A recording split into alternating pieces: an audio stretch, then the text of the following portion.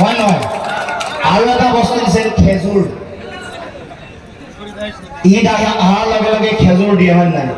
দুটা বস্তু, এই জৰা ফুকা পানী আৰু খেজুৰ দুটাই দিছে ধুবুৰী ৰাইজক। বেলেগ দিছে নেকি? ৰাস্তা ঘাট দিছে নেকি?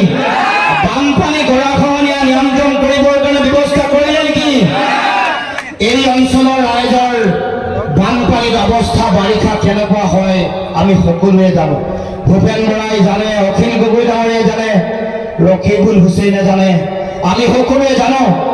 গতিকে এই বানপানী গৰাখহনীয়া সমাধান কৰিব লাগে বুলি দিল্লীত এবাৰো আমাৰ জোনামে আজমল চাহাবে এবাৰো মাত মতা নাই। গতিকে দিছে যদি জৰা ফুকা পানী আৰু খেজুৰ, গতিকে আমি আমাৰ মানুহৰ সমস্যাবোৰ সমাধান কৰিবৰ কাৰণে দিল্লীত মাত মতা ব্যক্তি লাগে।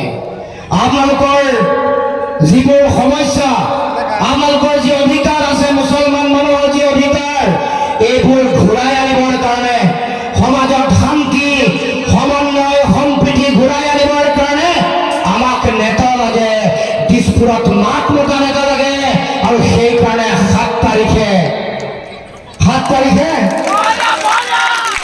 আৰু মাজৰ মানুহে আমাৰ মাতৃসকলে অকণমান অৰুণোদয় আঁচনিৰ কাৰণে ভয় খাই আছে নেকি? যদি 7 তাৰিখে সিদ্ধান্ত সকলোৱে 2খন হাত দাঙক।